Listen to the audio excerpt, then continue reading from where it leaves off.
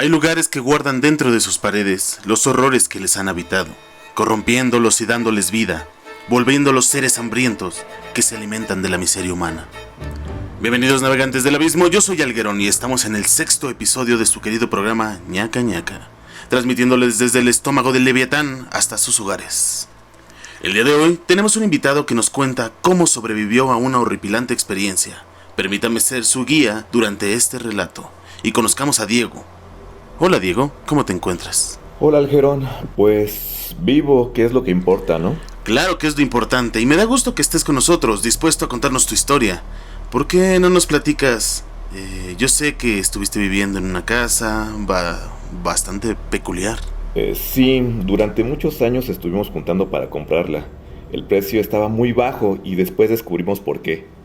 La ubicación era muy buena. No era la mejor, pero estaba bastante bien. Había... ¿Perdón? No sé qué haya ocurrido. Te pido una disculpa. Probablemente se metió una transmisión parasitaria, pero no te preocupes, no volverá a pasar. Discúlpame. Continuamos con tu relato, por favor. Claro. ¿En dónde iba? Ah, sí. La casa estaba ubicada en una buena zona. Había mucho comercio y era demasiado poco lo que pedían. Nosotros teníamos una boutique y vendíamos mucha ropa, por lo cual nos permitimos comprarla al contado. Todo parecía estar bien. Solo estábamos mis 3 hijos, mi esposa y yo. La casa tenía 2 pisos y un cuarto en la azotea. Abajo estaba el garage, una oficina pequeña, un gimnasio casero y en la parte de arriba estaba lo básico de una casa. La sala, el comedor, los cuartos, el baño y una cocina pequeña. Nuestra casa se conectaba con un pasillo en la parte de arriba y con un patio que cruzaba la casa de mis suegros. Era un terreno grandísimo y no pudimos más que emocionarnos. Pero, pues, no nos duró mucho el gusto. ¿Y qué ocurrió? Pues empezó como muchas cosas, de a poquito. Cosas que no les dimos importancia, pesadillas compartidas entre todos nosotros, sonidos extraños en la azotea y el sentimiento de ser alcanzados por algo que no podíamos ver y un sentimiento constante de estar en peligro. Perdón, ¿pesadillas compartidas? Sí, mis hijos, mi esposa y yo teníamos las mismas pesadillas. A veces mi hija nos decía que no quería dormirse porque siempre que se dormía tenía que correr del hombre con las manos de látigo porque le quería hacer daño. Cuando nos decía eso, mi esposa y yo nos observábamos, contrariados. Ella había soñado exactamente lo mismo y yo también. Era exactamente el mismo sueño. No podía describir lo que me perseguía, justo como lo hacía mi hija. Pero había algo que parecían cuerdas en el piso, algo que se acercaba entre las sombras de una ciudad gris y destruida, llena de hollín y polvo. ¿Y esto ocurría muy seguido? Más de lo que quisiera. Mínimo una vez a la semana. Pasó un tiempo en que sabíamos por nuestros rostros que habíamos tenido esa pesadilla, pero ya no hablábamos de eso. Y dime, ¿pasaron otro tipo de cosas o algo más, Diego? Durante un tiempo, uno de mis hijos, el mayor de ellos, que en ese momento tenía unos 6 años, comenzó a hablar solo. Pensamos que era una etapa de amigo imaginario, pero con el sentimiento de constante miedo y las pesadillas que teníamos, no podíamos sentirnos incómodos de ese comportamiento. Él tenía conversaciones muy largas en su cuarto. A veces parecía que estaba aprendiendo. Recuerdo una noche, mientras iba al baño, encontré a mi hijo dibujando en la mesa, con las luces apagadas. Me acerqué a preguntarle qué estaba haciendo con la intención de llevarlo a su cuarto. Sus dibujos eran una serie de garabatos negros de símbolos encerrados en círculos, imágenes de castillos acompañados por un personaje que saludaba sonriente, pero completamente de negro, con unos brazos tan largos que parecían cuerdas. El hombre del látigo. Sí, te imaginarás el miedo que me invadió al verlo ahí. Sé que era un dibujo, pero juro que agarré a mi hijo, molesto por sentir miedo, y lo llevé a su cuarto. Le acosté y le tapé con las cobijas, y le amenacé que se durmiera o le iba a pegar. Me miró un poco sacado de onda y cuando cerré la puerta, solo escuché que dijo: «Acompaña a mi papá, que tiene miedo». Me quedé helado. Intenté conservar la calma, pero algo me decía que corriera. Solo apresuré el paso prendiendo todas las luces que encontraba a mi paso. Entré a mi cuarto y cerré la puerta justo detrás de mí. Ese día volvimos a tener la misma pesadilla. Comencé a sentir miedo de mi hijo, aunque él siempre fue muy tierno con nosotros. Tiempo después comenzamos a usar solo 2 de los 4 cuartos de la casa, los más cercanos entre sí. Me imagino que el miedo era terrible. ¿Pasaron más cosas? Una noche, mientras dormíamos, empezamos a oler humo. Nos paramos rápidamente. El humo venía del cuarto de los niños y corrimos a ver.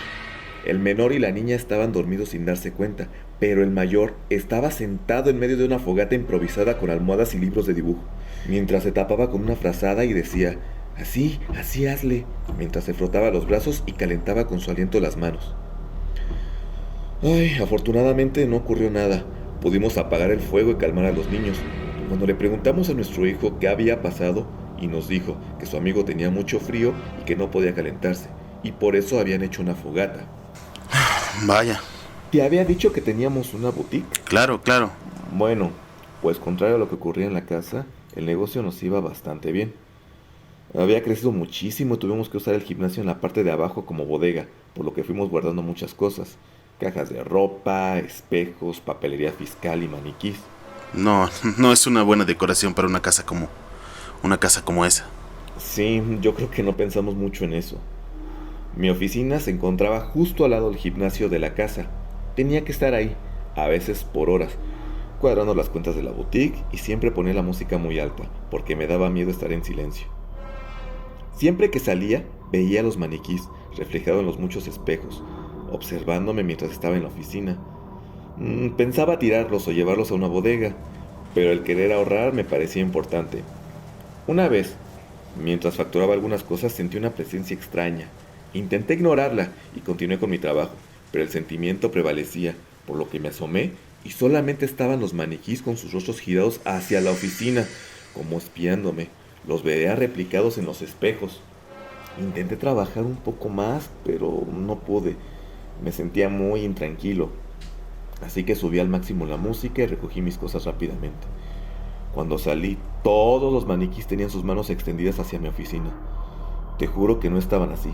Subí corriendo las escaleras que estaban justo al lado del gimnasio y en todo momento sentí que algo me iba a atrapar. Cuando llegué a la parte de arriba, todos los maniquís estaban normales, viendo a diferentes direcciones. No sé si fue el estrés o qué pasó, pero desde ese día prefería trabajar en la sala con toda mi familia a mi lado. Sí, el miedo era menos en compañía. No sé si menos, pero mínimo estábamos juntos. Claro, entiendo. Ay, nos pasaron muchas cosas. Había veces en las que mi hijo, el más pequeño, caminaba a casa de mis suegros por el patio de adentro en la madrugada.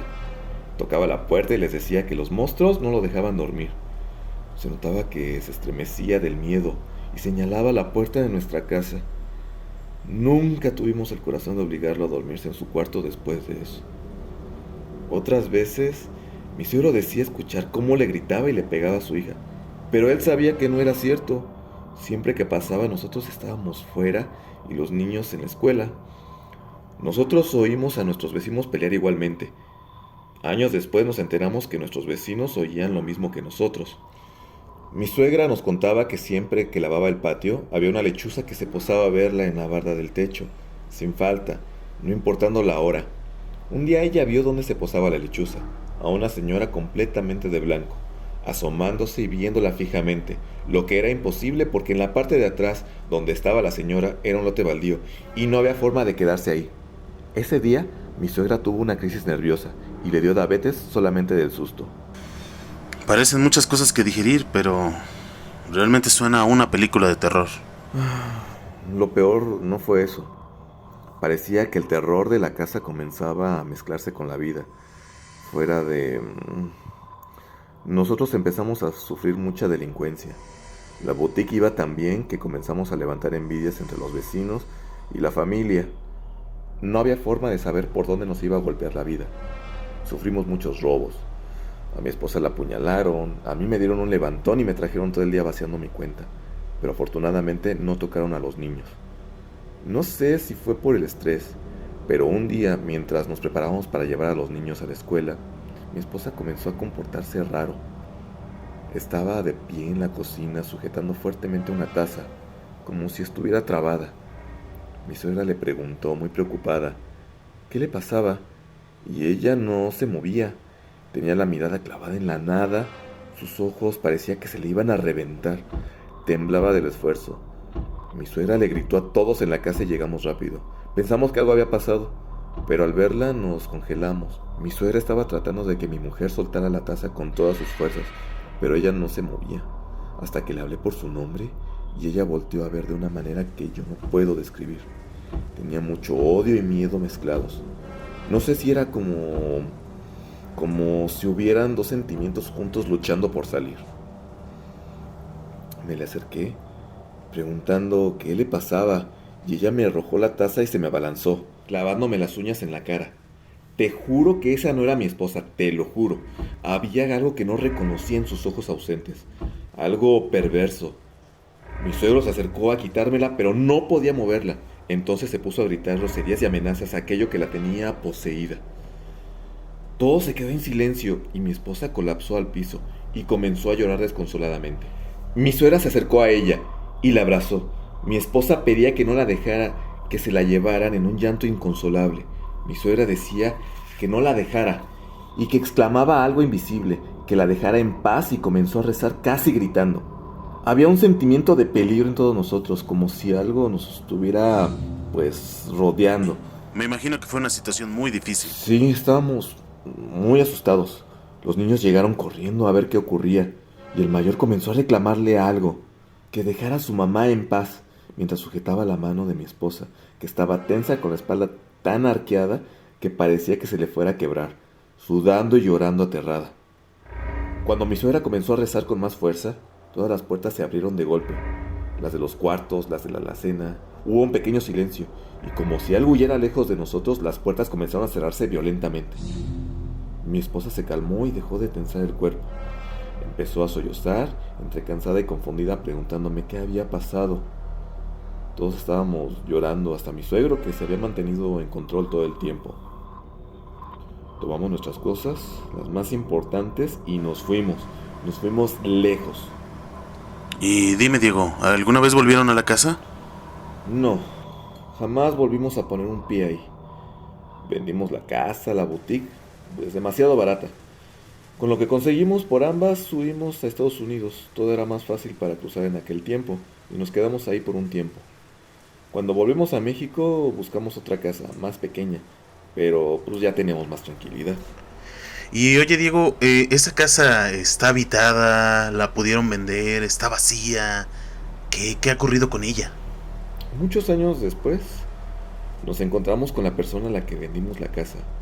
Tenía un corset que le sujetaba el cuello y la espalda, y se acercó a nosotros y nos preguntó con amargura si nosotros sabíamos que esa casa estaba mal.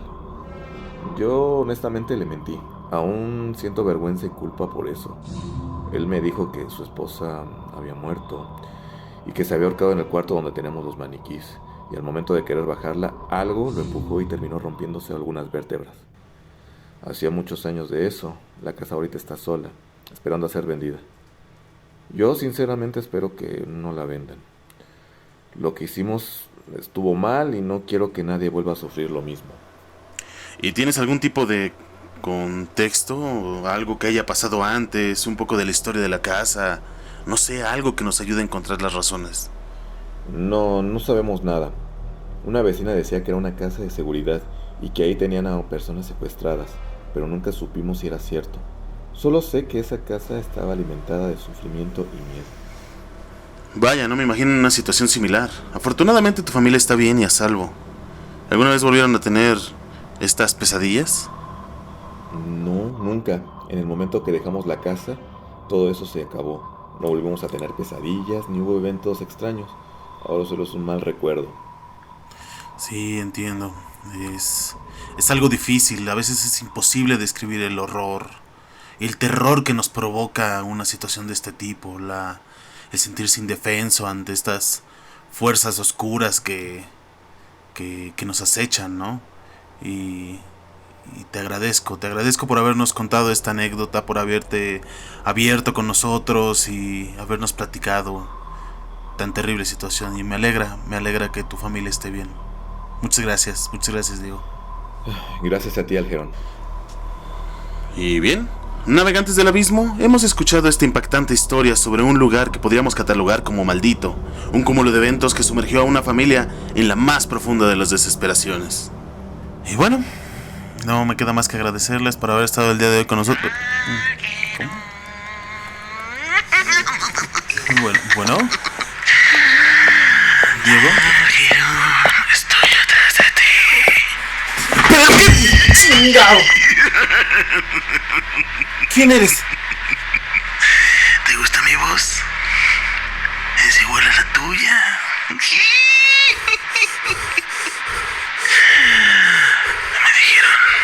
Me dijeron que te gusta el terror. ¿Por qué no te enseño un poco?